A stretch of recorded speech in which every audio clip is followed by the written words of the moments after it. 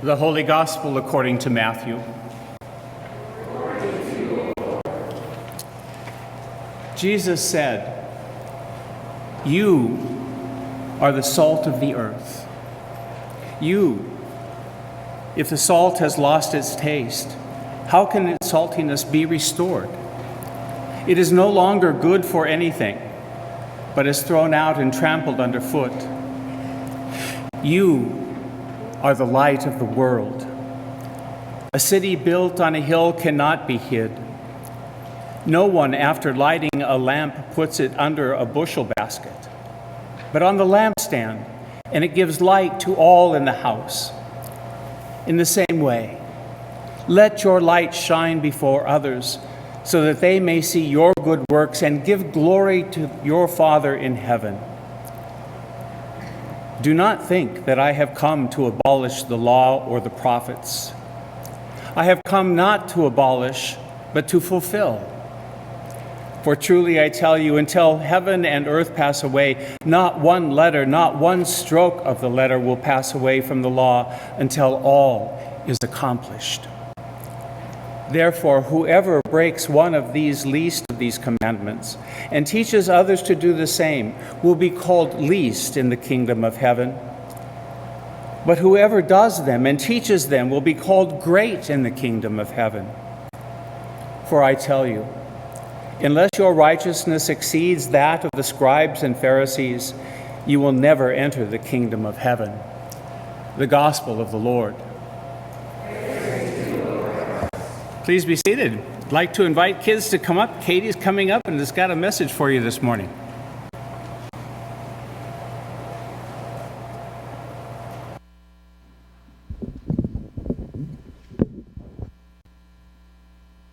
I knew there was kids here.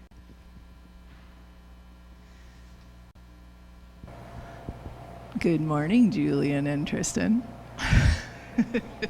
Hello. Here, wait. Well, since you guys are the only kids this morning, this will either be easier or harder, we'll see. So, I've got a couple of things here, and I tested this out on Henry, so we'll see if you can do better than he was. So, I have a question. I have a salt shaker. I have a little flashlight. What do these things have in common? And if you need a hint, I can give you one.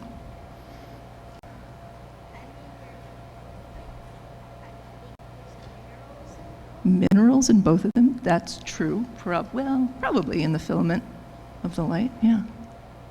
And in the plastic, maybe.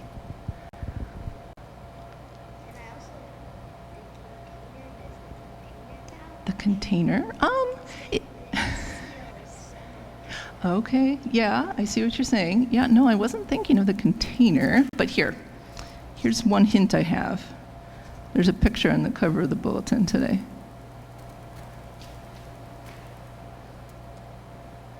So both of these, are things that Jesus wants us to be like, right? He says, you are the salt of the earth, like the salt. And then what? You are the light of the world. And why do you think he was talking in these images? Like, why didn't he just tell his disciples, you should go out and love people and do good things? Why do you think he told them you were the salt?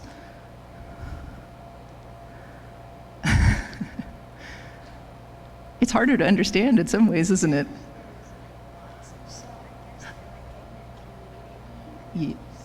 Yeah, there's lots of salt. And salt is something people are probably pretty familiar with, right? What do you guys use salt for? Food. Experiments, yeah. What else can you do with salt? Tristan, what do you do with salt? Sometimes people use salt to melt ice, or they can use salt for, different industrial processes. All right, so I think Jesus was saying kind of confusing things, or maybe we call it speaking in a metaphor. Have you heard of that term, metaphor? When you say something is something else, even though it's not really that thing. So I think Jesus was doing it because it makes it easier for us to remember. Because we all know salt, and we know salt is important. If we don't put salt on our food, if there was no salt, it doesn't taste as good. And I know people like my mom and her husband who have to eat low salt diets, and that's no fun. So salt is a good thing. And light, every time you see a light, I hope that you remember Jesus wants us all to be a light for the world so that other people look at us and know the love of God. And every time you eat salt, think about how Jesus wants us to be salt for the earth and going out and spreading the message of God to just make everybody's life a little bit better, like salt makes your food a little bit better. All right, that's it. Thank you.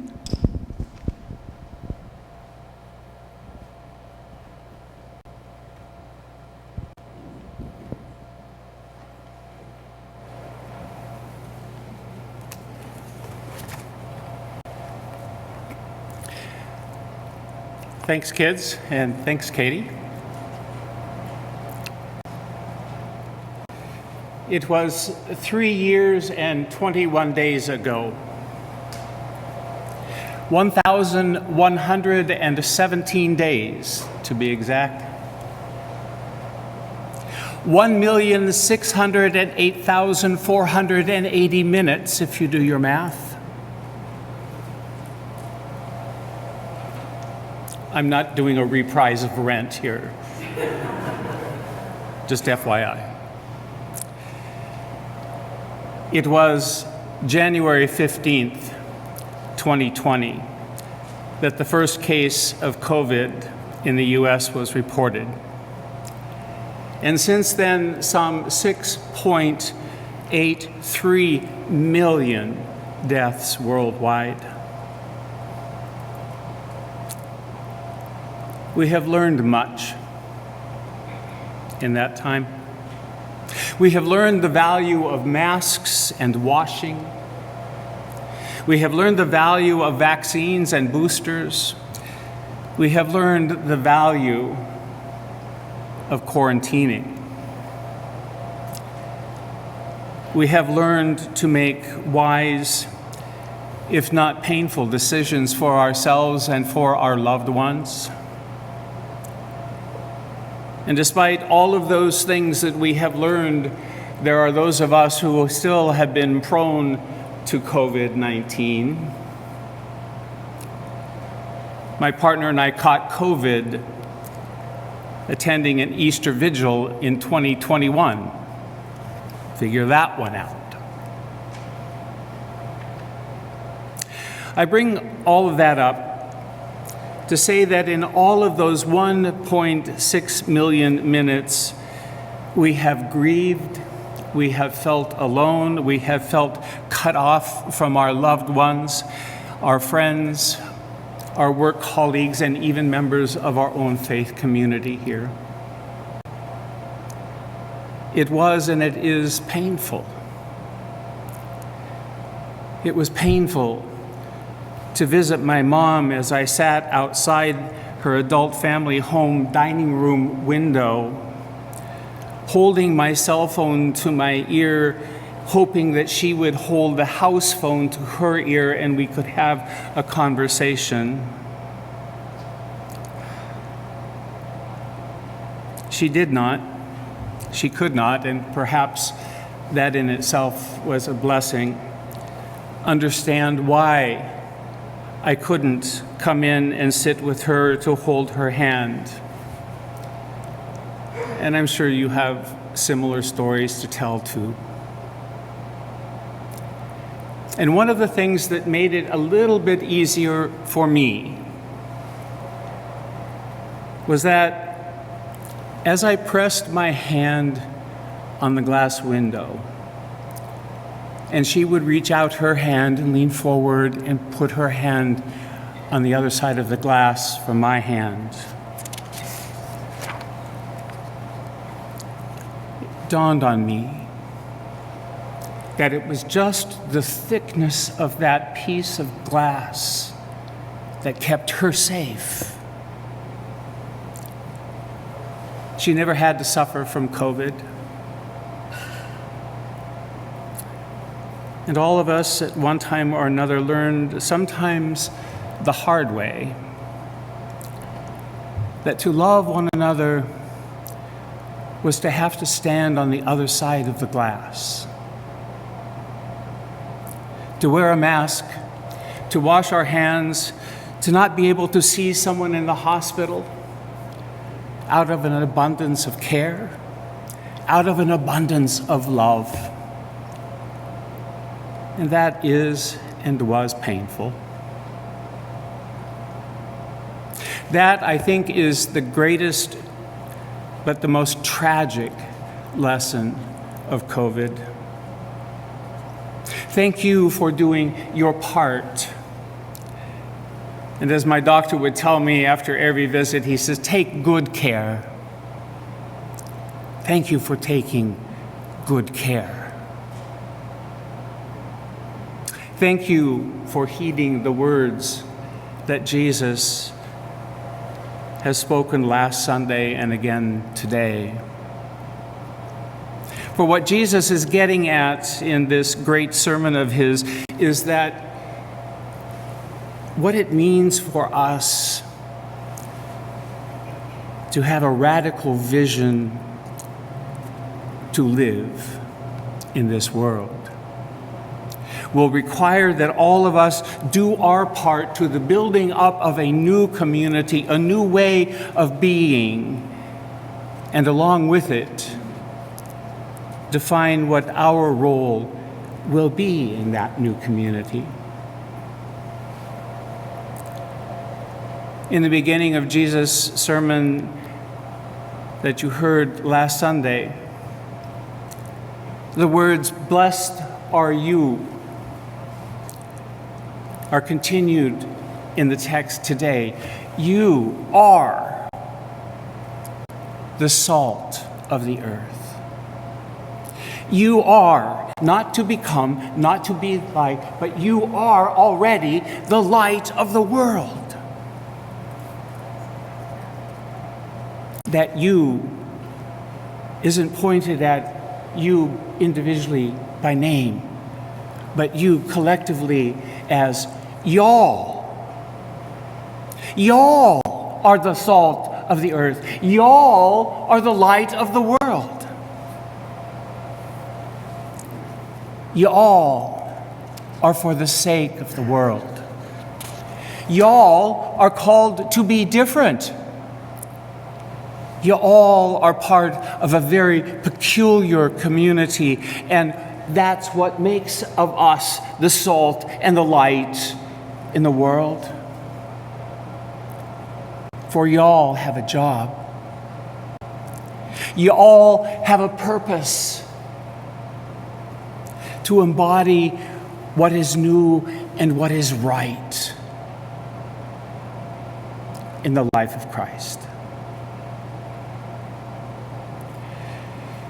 Many years ago, a biblical scholar by the name of Eugene Peterson, I'm sure many of you have heard of him, he produced what became known as The Message. It was actually a paraphrase. It was not a translation. It was a paraphrase in English of Scripture. He started out with the Gospels and then started on the Old Testament, and when he finished the Old Testament, he finally got around to the rest of the New Testament, and then finally put it all together in a book that thick. He shed some good light on what Jesus is getting at here. Eugene writes, "Let me tell you why you are here. You're here to be salt seasoning that brings out the God flavor of the earth. If you lose your saltiness, how will people taste godliness? You've lost your usefulness and will end up in the garbage." Here's another way of putting it. You're here to be light, bringing out the God colors in the world. For God is not a secret to be kept. We're going to go public with all of this, as public as a city on a hill. If I make you light bearers, you don't think I'm going to hide you under a bucket, do you? I'm putting you on a light stand, and now that I've put you on top of the mountaintop, on a light stand, shine. Keep open house. Be generous with your lives. By opening up to others, you'll prompt people to open up with God in theirs. Don't suppose for a minute that I have come to demolish the Scriptures, either God's law or the prophets. I'm not here to demolish, but to complete. I am going to put it all together, pull it all together in a vast panorama. For God's law is more real and lasting than the stars in the sky and the ground at your feet. And long after the stars burn out and the earth wears out, God's law will be alive and working. Trivialize even the smallest item in God's law, and you will have only trivialized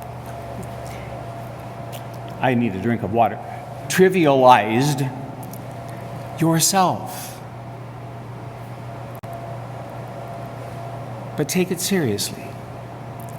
Show the way for others, and you'll find honor in the kingdom. Unless you do far better than the Pharisees in a matter of right living, you won't know the first thing about entering the kingdom.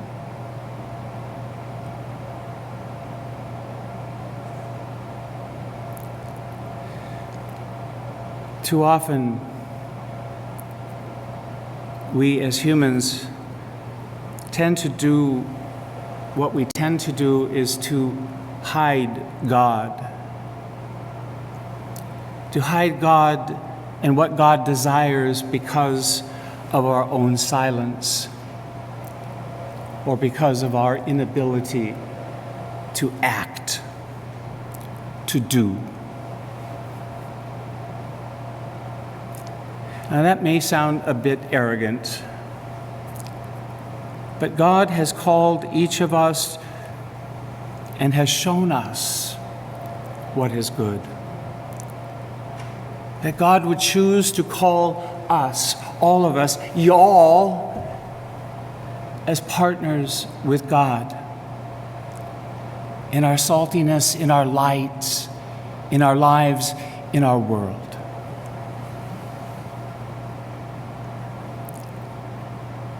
And what we are called in our saltiness and in our shining light is the enabling of the shalom of God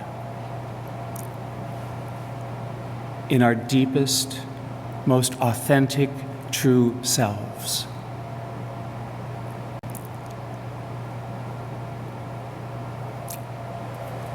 We're not done with COVID yet. As we continue to emerge, we can take heart in the gospel today, being fully aware of what God is not because of our silence and our lack of action, but digging deep down all the way to our toes and with our hands pressed hard against the glass to let the shalom of God shine brightly in a new world, known as the year of our Lord, 2023. Shalom, my brothers and sisters. Shalom.